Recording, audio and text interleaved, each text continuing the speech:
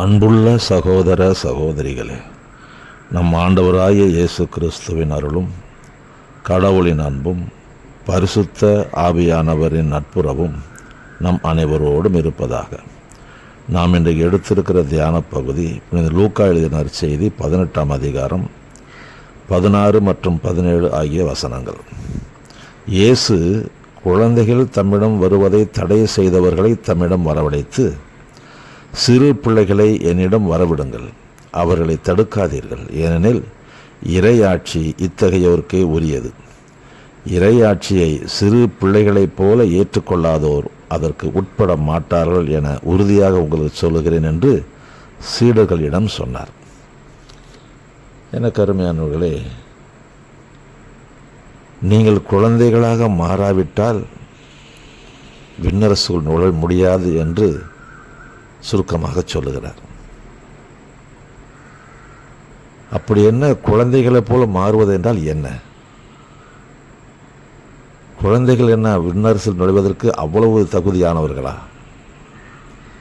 அப்போ நாம் குழந்தைகளைப் போல மாற வேண்டுமென்றால் நாம் வாழ்க்கையில் எப்படிப்பட்ட காரியங்களை செய்கிறவர்களாக இருக்க வேண்டும். ஒரு சில காரியங்கள் ஆண்டவர் கற்றுக் கொடுக்கின்றார். முதலாவதாக, இந்த குழந்தைகள் தங்கள் பெற்றோரை சார்ந்து வாழுகிறவர்களாக, அவர்களை முழுமையாக நம்புகிறவர்களாக இருப்பார்கள்.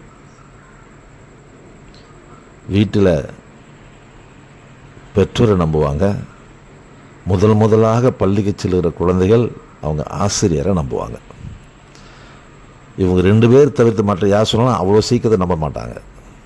ஏனென்றால் இவர்கள் மீது அந்த அளவுக்கு இவர்களை சார்ந்து வாழ்கிறதுனால இவர்கள் சொல்வதை நம்புவார்கள். நாமும் கூட ஆண்டவராகிய இயேசு கிறிஸ்துவை ஏற்றுக்கொண்டபடினாலே கடவுள் பிள்ளைகளாக மாறி இருக்கிறோம். நாம் யாரை சார்ந்து வாழ்ந்து கொண்டிருக்கிறோம்? யாரை நம்புகிறவர்களாக இருக்கிறோம்? கடவுளை சார்ந்து வாழுகிறவர்களாக, கடவுளை முழுமையாக நம்புகிறவர்களாக இருக்கிறோமா? செக் பண்ணி பார்ப்போம். ரெண்டாவது, இந்த குழந்தைங்க என்ன பண்ணுவாங்கன்னா, என்ன சொன்னாலும் செய்வாங்க, கீழ்ப்படிவாங்க.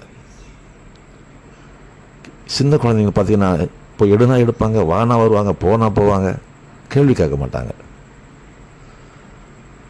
கடவுளை பிள்ளைகளும் கடவுளுடைய வார்த்தைகளுக்கு இப்படித்தான் கீழ்ப்படிய வேண்டும் என்று ஆண்டவர் கற்றுக் கொடுக்கின்றார்.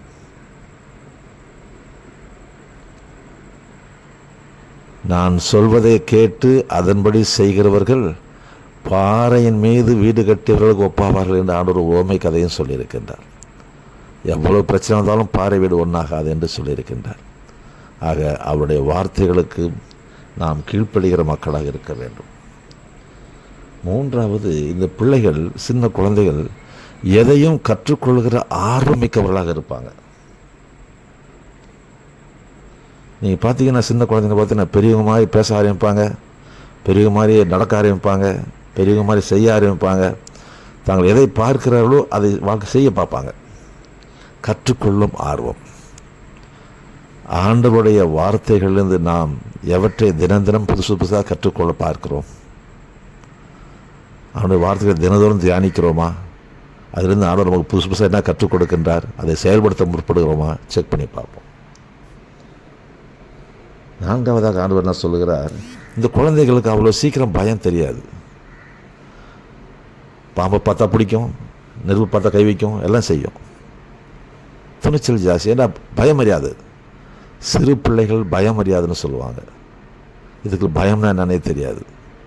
கொஞ்சம் வளர்ந்துட்டு அப்புறம் எல்லாம் தெரிஞ்ச ஆரம்பிச்சிடும். நான் சொல்கிறது சின்ன குழந்தைகள், சிறு குழந்தைகள். ஆண்டவர் நம்மளை பார்த்து அப்படி தான் சொல்கிறாரு, பயப்படாத, நான் உன் கூட இருக்கிறேன், நான் உனக்கு உதவி செய்வேன், என்னோட நீதி வலது கரத்தை உடனே தாங்குவேன், பயப்படாத. பைபிளில் பார்த்தா ஏறக்குறைய 365 முறை பயப்படாத வார்த்தை வருவதாக சொல்லுகிறார்கள் அறிஞர்கள். அப்படி என்றால் ஒரு நாளைக்கு ஒரு பயப்படாத, ஆண்டவர் நிரந்தரம் பயப்படாதன்னு சொல்கிறார். கடைசியாக ஆண்டவர் நமக்கு அந்த குழந்தைகளுடைய குணம் என்னென்னா, சண்டை போட்டாலும் எளிதில் சமாதானம் ஆகிடும். சின்ன குழந்தைங்க பார்த்தீங்கன்னா சண்டை போடும், அடுத்த நிமிஷம் பேசும். கள்ளம் கபடு அறியாத பண்பு, தூய்மையான மனசு, எதையும் மனசில் போட்டு வச்சுக்கிட்டு பழி வாங்குகிற எண்ணம் அதெல்லாம் இருக்காது குழந்தைகள். நாமும் கூட அப்படி தான் இருக்க வேண்டும் என்று ஆண்டவர் எதிர்பார்க்கிறார். குழந்தைகளாக வாழ்ந்து காட்டுவோமா?